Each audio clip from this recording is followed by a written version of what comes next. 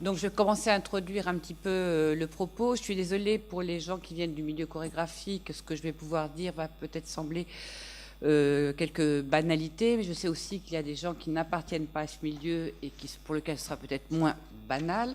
Mon propos va être volontairement un peu simplifié pour éviter de ne prendre trop de temps. Ce que je voulais dire de façon générale sur la question de l'archive autour de la danse et la question de la mémoire autour de la danse, c'est qu'il faut souligner que la danse, bien sûr, a produit nombre d'archives autour de son activité, mais qui est, dans la grande majorité de cette archive, ce qu'on appelle les archives connexes autour de l'activité. Elles sont essentielles, mais elles concernent pour beaucoup la réception des spectacles. Il y a des notes de chorégraphes, il peut y avoir des photos selon les époques, il peut y avoir des vidéos, il peut y avoir des films, mais pas toujours, ça restreint. Donc finalement, l'accès à l'activité peut être développé, notamment pour les historiens, assez largement avec ces sources connexes. Il y a aussi des publications, des livrets, enfin toutes sortes de choses. Mais le discours possible et potentiel sur les œuvres, la connaissance des œuvres, est malgré tout extrêmement limité aux sources dont nous disposons. Alors les sources qui sont au plus près des œuvres, les plus vieilles, ce sont des partitions de la danse qui existent depuis le XIVe siècle. Hein. Il y en a eu de nombreuses, il y a eu de nombreux systèmes de notation de la danse depuis le XIVe siècle qui sont malgré tout très lacunaires hein, par rapport à une activité, mais qui existent et avec deux systèmes essentiels pour le XXe siècle qui se sont développés, le système dit de notation de Laban, ou du nom de son créateur, entre guillemets, Rudolf Laban, qui lui-même était chorégraphe, et celui et la notation Beneš. Donc ces partitions nous arrivent, ce sont comme des partitions musicales, hein, elles arrivent avec un certain nombre d'indications très précises sur l'organisation du mouvement du corps dans l'espace et avec une documentation à côté qui permet de contextualiser un petit peu l'œuvre. Bon, cette situation particulière comment dire, a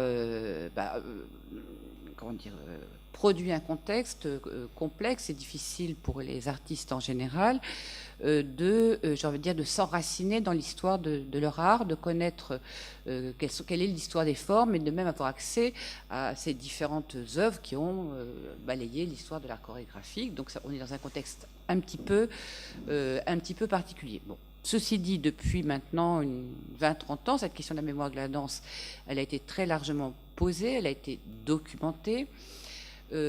Après l'émergence d'une forme de danse en France dans les années 70, fin des années 70, qu'on appelait nouvelle danse contemporaine française et qui s'annonçait un petit peu comme issue de rien ou comme une espèce de génération spontanée. Donc dans un espèce de contre-mouvement plus tard au début des années 90, cette question de la mémoire de la danse a été très vivement posée, même au niveau de l'institution, puisque par exemple le Centre national de la danse, la motivation de créer ce centre était d'abord d'aborder cette question du patrimoine chorégraphique.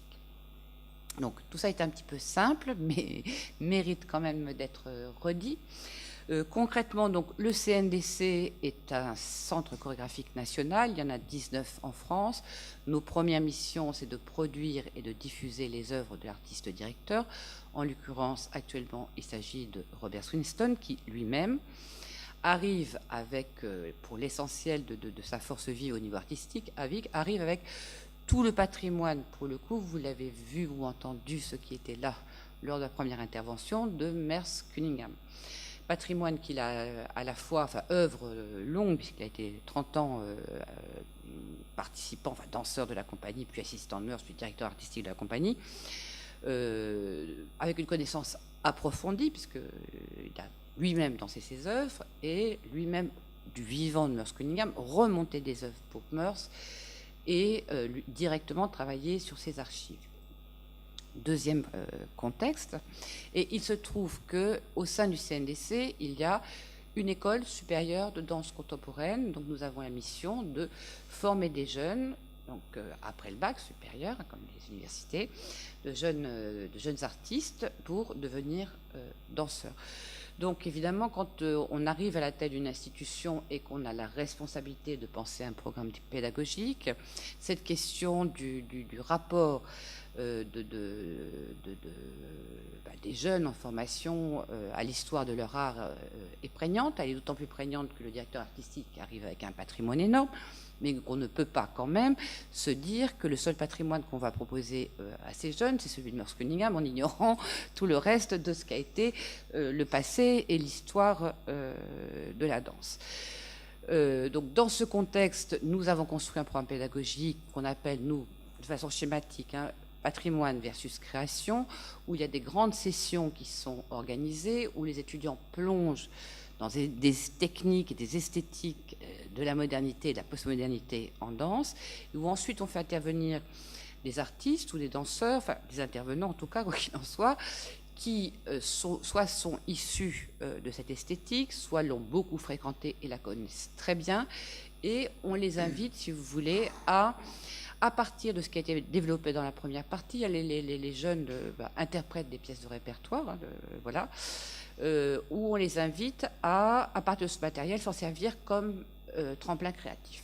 Donc, dans ce cadre, on peut reprendre soit les concepts qui sont développés dans l'œuvre, soit la corporéité, soit la syntaxe des phrases chorégraphiques, soit le rapport avec la musique, soit la thématique. Enfin bon, les entrées, elles peuvent être multiples. Ça, c'est un petit peu la construction générale du programme, et ce programme, il est porté dans sa partie patrimoniale par deux types d'interventions.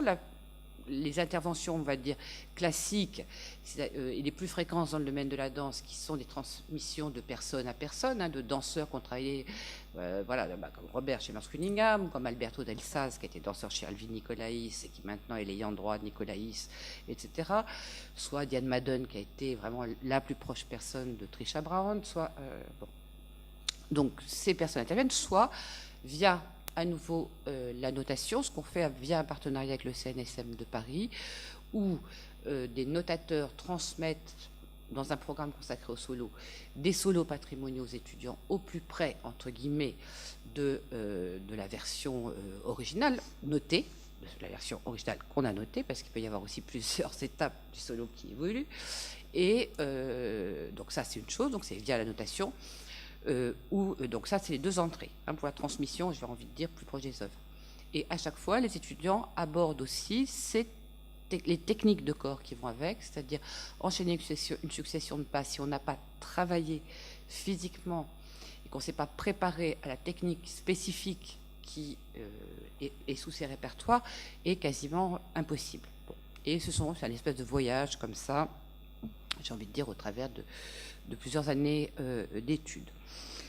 Que dire oui, et ce programme, je pense que c'est très important de souligner aussi, qui fait écho à l'époque, quand on l'a élaboré avec Robert, c'était moins le cas qu'aujourd'hui, mais qui fait écho à beaucoup de démarches d'artistes, pas toutes évidemment, mais on a actuellement en France de très nombreux artistes qui justement puisent un titre ou un autre dans les répertoires ou le patrimoine de la danse pour créer des pièces, alors, recréer, réinterroger, re-questionner, réactualiser.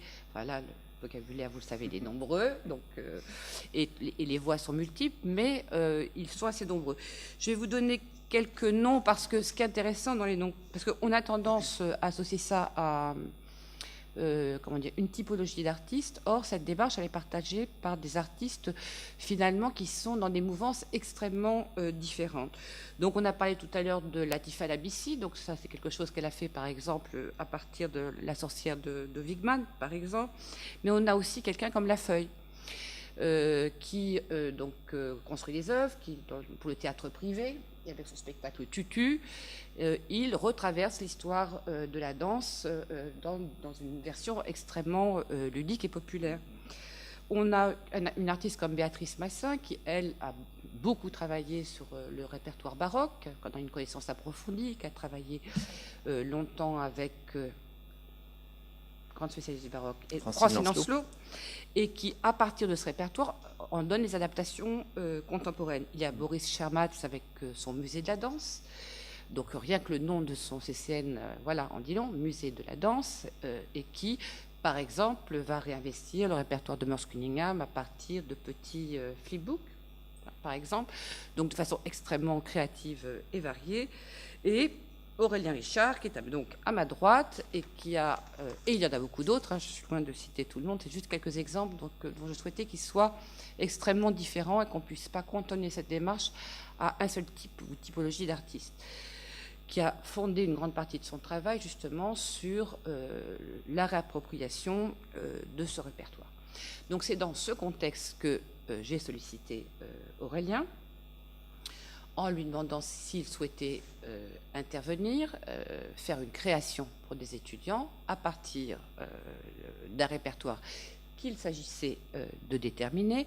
Je savais qu'Aurélien avait beaucoup travaillé sur les répertoires expressionnistes allemands, pour lesquels on a moins de sources notées, on a moins de professeurs en capacité de transmettre les techniques, qui ne sont pas des techniques constituées. Par exemple, Laban n'a pas fait de technique de danse constituée.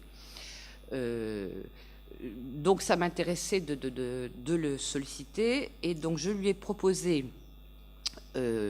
puisqu'il travaillait aussi avec une notatrice qui s'appelle Christine Karadec, de faire un espèce de double temps de travail, et il en a été d'accord, à partir d'Air Titan, qui est une pièce de Laban de 1927, qui est une œuvre chorale. Alors ce travail, en plus, il s'inscrivait en écho et au sein d'un autre programme du LABEX, qui lui était consacré à la figure de la communauté en danse, ou plutôt d'être ensemble, comme on le dit, plutôt le terme plus contemporain. Je cite ma collègue qui est en face dans son texte, que j'ai relu. Il se trouve que cette pièce de Laban, c'est une danse chorale, donc une danse de chœur, elle est très empreinte d'une certaine vision de l'humanité, et que je souhaitais qu'on remonte cette pièce pour redonner à voir comment était pensée cette humanité-là au sein de cette pièce à ce moment-là, et qu'ensuite Aurélien, à partir de la pièce, puisse déconstruire, reconstruire, bricoler, transformer, et nous proposer une autre version, sa version à lui, de la communauté d'aujourd'hui, ou du moins d'une communauté aujourd'hui. Alors, avec tout ça, on avait beaucoup de films à vous montrer, tout ça, mais ça ne marche pas, donc on va essayer de mimer la BAD, mais ce n'est pas sûr qu'on y arrive. Voilà, donc je vais poser quelques questions peut-être à Aurélien, puisqu'on a abordé cette question voilà, de cette tendance artistique. Pourquoi toi, dans ton travail, qu'est-ce qui t'intéresse de manière générique et en amont de ce projet d'Air Titan, qu'est-ce qui t'intéresse dans le fait de plonger et de puiser dans les répertoires de la modernité en danse? D'abord, peut-être il faut dire une chose. Bonjour à toutes et à tous. En fait, je suis un chorégraphe un peu particulier, puisque je suis d'abord et avant tout un musicien. Donc je travaille à partir de partitions depuis toujours, depuis ma tendre enfance. Et il est vrai que quand j'ai rencontré la danse à l'Opéra de Paris, quand j'étais chef de chant à la section ballet, il m'a semblé très intéressant effectivement de travailler avec des danseurs, parce que ça m'ouvrait des champs exceptionnels, notamment sur ce qu'appelle finalement William Forsythe un objet chorégraphique, c'est-à-dire cette chose, je ne sais pas encore ce que c'est, mais je trouve que c'est un monstre quelque part, qui convoque finalement le mouvement, le son, la lumière, enfin tout plein de choses. Et avec cette réflexion-là qui venait de Forsythe, qui était à l'opéra, et évidemment plein de rencontres, puisque notre métier il est fait de ça, j'en suis arrivé à me dire, j'aimerais confronter finalement mon univers musical, en tout cas ma façon de travailler l'outil musical, et de finalement faire se rencontrer deux façons de partitionner, je dirais. Donc c'était d'un côté la notation musicale pour moi, et il faut vous dire que là-dessus, ce qui est assez intéressant, c'est qu'aujourd'hui vous n'en connaissez certainement qu'une, alors qu'en danse, finalement, on en a aujourd'hui au moins trois ou quatre qui sont là. Donc déjà, pour moi, c'était un grand questionnement.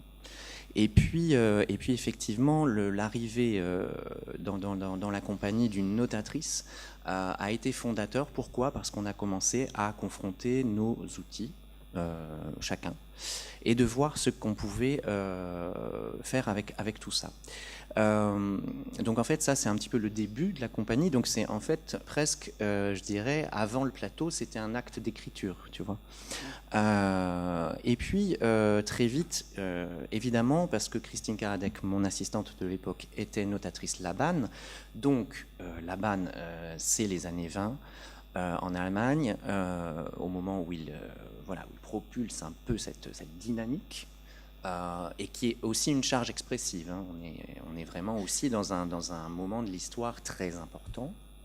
Voilà. Et donc du coup, avec Christine, arrivait aussi tout un répertoire autour de Laban. C'est-à-dire qu'évidemment, toutes les partitions qui ont commencé vraiment à arriver dans les années 20, 30, etc., ce sont les premiers notateurs sont effectivement Laban, puis Knuст, etc., enfin les élèves, blablabla. Je ne vais pas tout vous faire parce que sinon ce serait trop compliqué et trop long.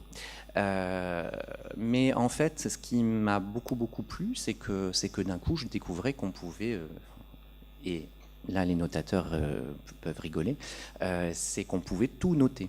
Alors, en fait, c'est pas vrai parce que en fait, la poétique, par exemple, pour moi, c'est quelque chose aussi de vivant, bien entendu. Et à un moment donné, c'est vrai qu'on peut se poser la question, en n'étant que sur des partitions, de poser la question du vivant. Et c'était justement ça que je voulais mettre sur le plateau. C'était remettre le vivant à l'endroit finalement d'une partition. Donc, si je reviens un petit peu à à ta question. Pourquoi quoi d'ailleurs? Pourquoi pour créer, emprunter au répertoire chorégraphique? Parce que en fait, parce que pour moi, c'était n'étant pas danseur, n'ayant donc pas de pratique de la danse, donc ne connaissant même pas en fait comment, si tu veux, entrer dans cette danse. Déjà entrer dans la danse et entrer dans cette danse-là spécifiquement. Pourquoi j'ai choisi ces danses-là? C'est parce qu'il y avait cette rencontre avec l'assistante, mais il y avait aussi un goût prononcé, si tu veux, pour tout le cinéma expressionniste allemand, blablabla. Et aussi, je te dirais, son corollaire en France. Et c'est aussi ça qui m'a intéressé, c'est-à-dire tout de suite d'hybrider les choses. C'est-à-dire que si je devais travailler sur prendre des éléments de discours, de langage, de poétique, encore une fois, à Laban ou en tout cas à des chorégraphes de l'époque, expressionnistes allemandes, je me disais, qu'est-ce qu'on faisait en France, par exemple? Et la question est toujours ouverte, puisque, évidemment, comme on sait, tu disais très justement qu'en Allemagne, il y a des choses, mais il y a peu de choses, peu de sources. Malgré tout, on en trouve. Alors qu'en France, finalement, à la même époque, par exemple, on n'a pas de notation. Enfin, en tout cas, on ne note pas. Donc, on a tout un répertoire. Par exemple, je pense au ballet suédois. Eh bien, les ballets suédois, tout le répertoire a disparu. Et donc, on ne peut travailler qu'à partir finalement de ce qu'on a pu en lire, de photos, d'indications. Enfin, c'est vraiment très peu. Alors que par rapport à ce répertoire spécifique, et c'est pour ça que Titan est très intéressant, c'est qu'en fait, on a quand même pas mal de choses, pas mal de visions aussi différentes, et qu'on a surtout une partition que je dirais assez... comment dire, c'est assez unique puisque en fait, mais tu vas peut-être en parler, je sais pas. Après non. Je peux dire quelques mots. Le fond Knuст était le disciple de Laban. Laban, il a mis en place plusieurs systèmes d'analyse du mouvement. Je ne vais pas vous faire un cours sur Laban, ça va être pénible. Puis on n'a pas le temps. Mais très créatif. Et puis finalement, celui qui a développé vraiment son système de notation s'appelle Albrecht Knuст. C'est lui qui, à partir de ses idées fondatrices, à partir des grands actes, a développé le système de façon extrêmement brillante, et ce pendant de longues années. Et Knuст, donc, et Laban, il était un petit peu, comment dire, à la fois il était sous sa analyse, à la fois il créait des danses chorales, à la fois, il était un petit peu plus réactivité. Donc Laban crée cette œuvre, donc qui est une œuvre pour l'opéra, si je ne dis pas de bêtises, avec plusieurs scènes, et Knuст, au tout début de la notation, note de façon systématique ce qui se passe dans l'œuvre et donne également des plans. Si vous voulez, on a des dessins, on a tous les dessins de parcours parce que le système était moins élaboré que maintenant. Donc on a ce qui se passe au niveau du mouvement, on a les plans de parcours et on a même les plans liés à la scénographie qui sont là. Et cette partition est arrivée au CND via une donation que je suis allée chercher à Jersey. Voilà, est revenu au CND, donc je connaissais bien cette partition, je connaissais bien l'existence du fonds, et elle avait tout l'intérêt d'être au plus près de ces danses des années 20, pour lesquelles on avait finalement relativement peu de sources. Voilà. Oui. Donc c'est vrai qu'en découvrant cette partition, moi, ce qui m'a beaucoup intrigué, c'est finalement, parce que moi je ne lis pas la notation Laban, en tout cas j'ai quelques outils maintenant, parce qu'à force, mais mon envie n'était pas forcément de lire la notation Laban, mais plutôt de l'utiliser plutôt comme un support poétique pour moi, alors qu'à côté j'ai des assistants qui peuvent lire et qui peuvent traduire aussi certaines choses et transmettre évidemment. Et c'est vrai que par rapport à la partition de Laban, ce qui m'a intéressé, et donc du coup par rapport à ce que tu as lancé comme invitation aussi, c'est-à-dire à la fois remonter un pan de cette œuvre-là, puisqu'il faut vous dire que c'est une pièce qui durait 3 heures et quelques, en 6 tableaux. Donc autant avec 80 danseurs et musiciens, donc autant vous dire qu'aujourd'hui pour monter ça, et les zéniths ne prennent pas ça, je crois. Donc voilà. Du coup, c'est vrai que ce qui m'a intéressé par rapport à ça, c'est de moi en tant que chorégraphe lire ce que je pouvais lire, ou ce que je comprenais, ou ce qui me racontait quelque chose tout de suite, dans cette proximité-là de la lecture, de l'interprétation. Et c'est vrai que tout ce qui est, par exemple, croquis de parcours, dans cette œuvre-là, c'est très intéressant parce que effectivement, vous avez aussi des vues du haut, comme des plans qu'on pourrait avoir au cinéma aussi, et avec donc tout ce qui est donc tracé de parcours, les directions que prennent chaque groupe, par exemple. Et ce qui est très intéressant aussi dans cette partition-là, qu'aujourd'hui, par exemple, il y a des choses qu'on imprime, évidemment, au niveau de la notation Laban, mais tout est en noir et blanc maintenant, alors qu'en fait, à l'époque, c'était en couleur. Ils étaient avec des crayons de couleur, et ils notaient, on peut avoir vraiment des notations tellement précises que même au niveau de la qualité du mouvement, cette chose-là peut se lire, ne serait-ce que comment vous avez écrit la chose, avec un crayon, avec, je ne sais pas, un stylo. Enfin, on sent, en fait, finalement, la qualité de dessin, par la qualité du dessin, la qualité de la danse. Ce qu'on perd totalement aujourd'hui quand on fait aujourd'hui des partitions sur des ordinateurs. Donc, donc ça, je tiens à le préciser, parce que c'est pas pour faire vieux con, mais quand même. Claire. La question, c'est, tu es face. Je sais pas juste pour votre information, ceux qui veulent, vous pouvez accéder en ligne à des éléments de la partition sur le site du CND. Enfin, je le dis pour ceux que ça intéresse. Donc la question, c'est créativement, concrètement, comment tu as, à partir de ce matériel-là qui a été remonté, tu as vu la partition, tu as vu le remontage, tu as vu une certaine forme de technique de corps, comment toi tu t'es positionné? Moi, je t'ai fait arriver aussi avec un système partitionnel. Comment tu t'es positionné? Quel a été le chemin? En quoi cette œuvre, elle est une œuvre source ou pas pour faire ton travail, ou que c'était complètement indépendant pour faire ce travail?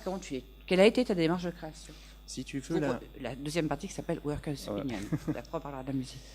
C'est-à-dire qu'il y avait beaucoup de choses. D'abord, effectivement, cette question du groupe, de l'être ensemble.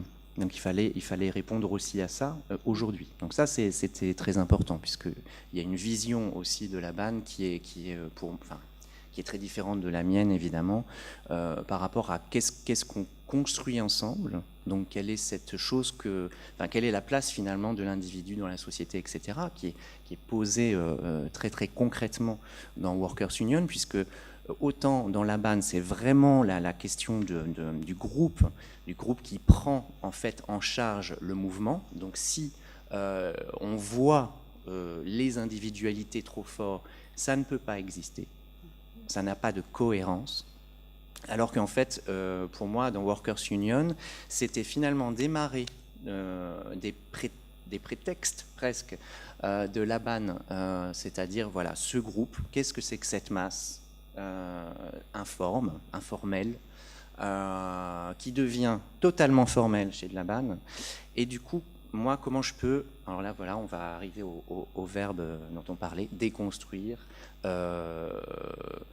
Oui, déconstruire avant tout, parce que faire imploser, c'est aussi très important pour moi. C'est-à-dire qu'en fait, je souhaite travailler à partir de structures existantes pour pouvoir ensuite casser, un peu torturer, déplier.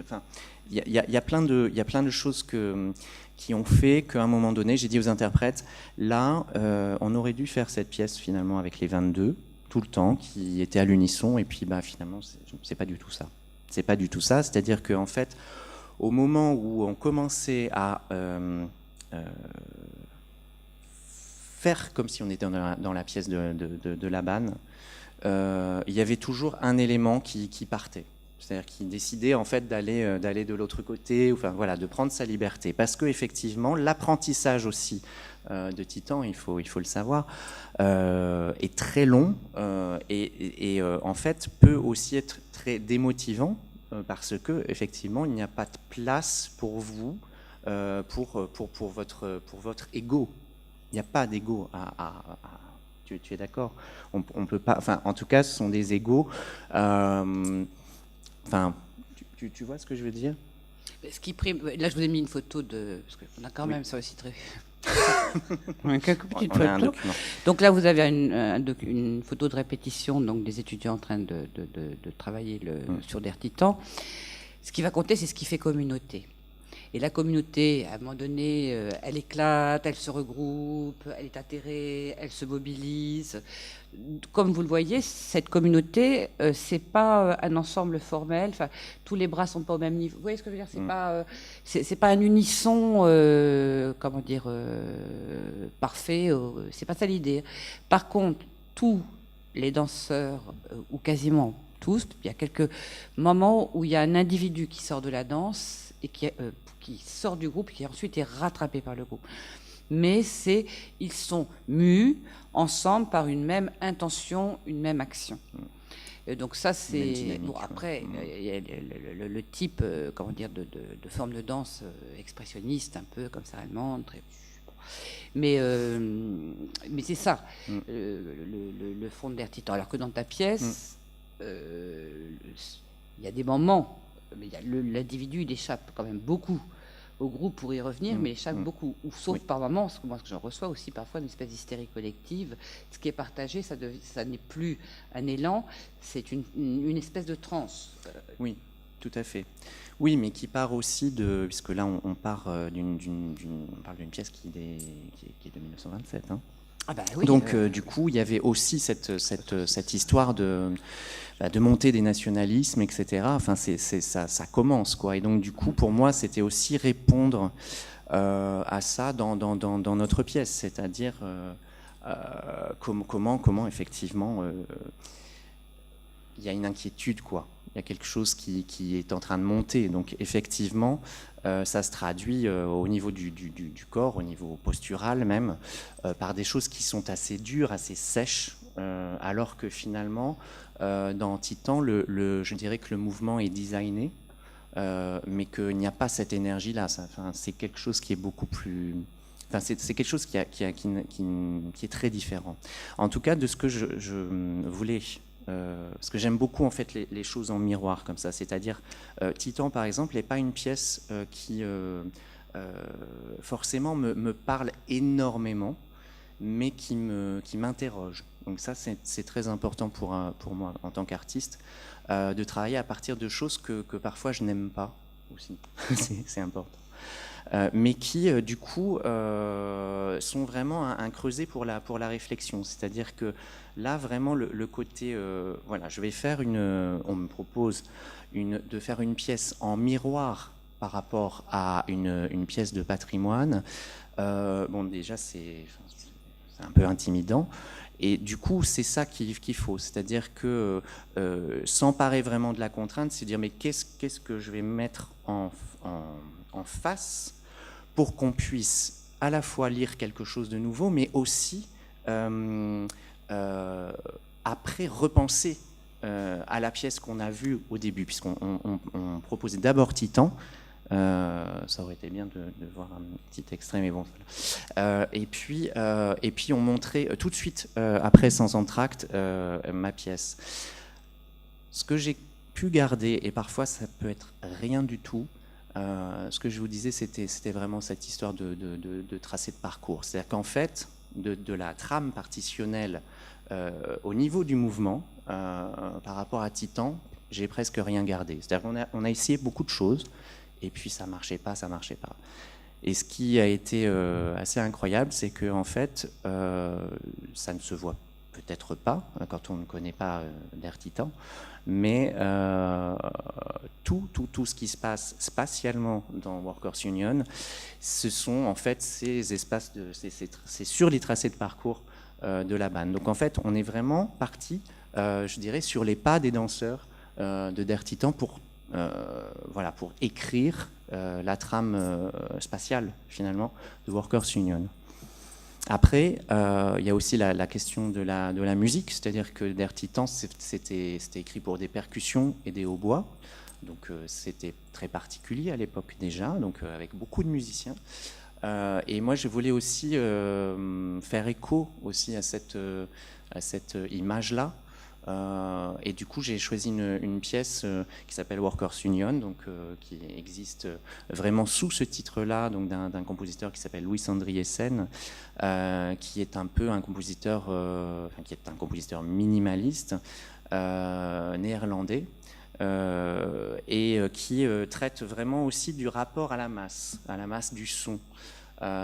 Et cette allégorie finalement en fait de la masse des travailleurs, puisque ça c'est vraiment l'idée d'Andriessen, c'est vraiment ça, c'est-à-dire de voir ce que si on met tout le monde au travail, un groupe au travail, qu'est-ce que ça va donner, quelle énergie on va pouvoir donner, qu'est-ce qu'on a comme engagement à travailler ensemble, à se reconnaître, à imaginer des situations. Donc pour moi c'était la même chose avec mes danseurs. Je leur disais voilà, vous êtes ensemble, ça veut dire quoi? Donc en fait à partir de là, c'est vrai que la partition finalement de la BAN, la pensée de la BAN nous a accompagnés, mais pendant toute la création. Mais je dirais que la création est le résultat d'une attention très forte à ces principes-là, mais qui ont été déportés, décadrés au fur et à mesure, en fonction aussi, bien entendu, des interprètes qui ont été là pendant le processus de création, puisque pour moi, c'est très important de dire que, et c'est ce qui m'interroge chez la BAN, c'est de voir comment un danseur est une personne, et donc du coup qu'est-ce que cette personne, avec chacun est différent et c'est ça qui est merveilleux, qu'est-ce qu'on peut créer ensemble, quoi, quel est le groupe qu'on peut mettre en place, qu'est-ce que c'est, voilà. Et cet être ensemble utopique, finalement peut-être il ne l'est pas tant que ça, si on se donne les moyens en fait de partager des outils en fait. Voilà, et c'était vraiment ces outils-là qu'on a partagés, ça aurait pu en être d'autres, mais en tout cas, là-dessus, voilà, il y avait une cohérence pour moi très forte. Juste peut-être, puis après, si vous voulez poser des questions, je signale que donc sur Internet, on a fait j'aime pas le terme, mais bon, c'est celui que j'emploie, et je l'aime pas, mais je l'emploie quand même. Donc, bon. Un outil pédagogique. Enfin, c'est Nathalie qui s'en occupait, Bourgès qui est là, qui a une espèce de journal de création au fur et à mesure, qui est très documenté sur les sources, etc. Et si vous tapez Titan Workers Union, vous pourrez avoir accès à l'ensemble de ces sources, mais il n'y a pas les vidéos. Il y a des vidéos de répétition, mais il n'y a pas les vidéos de la pièce terminée. Mais on va les mettre.